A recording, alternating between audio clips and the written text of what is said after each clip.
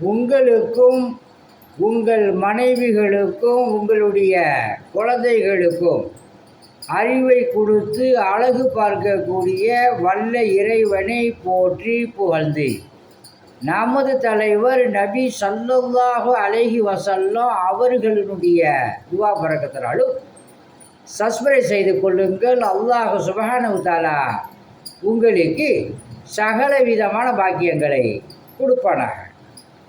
அத்தியாயம் 2 வசனம் 170.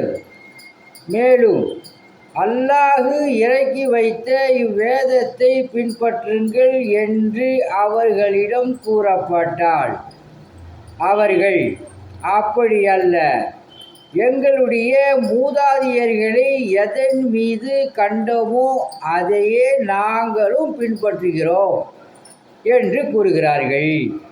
என்ன, அவர்களுடைய மூதாதையர்கள் எதையும் விளங்காதவர்களாகவும் நேர்வழி பெறாதவர்களாகவும் இருந்தால் கூடவா அப்படின்னு அல்லாஹ் சுப்ஹானஹு தஆலா இந்த வசனத்தில் சொல்கிறான்.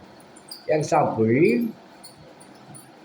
அல்லாஹ் சுப்ஹானஹு தஆலா நம்மளுடைய எக்ஸாம்பிள், அல்லாஹ் சுப்ஹானஹு தஆலா நம்ம தாய் தப்பனுடைய பேச்செல்லாம் கேட்கணும் அப்படின்னு சொல்கிறான். அதே நேரத்தில் இறைவனை வணங்காமல் வேறு யாரையாவது வணங்குன்னு சொன்னால் அவர்களை அவங்க பேச்சியை அப்போ கேட்கக்கூடாது.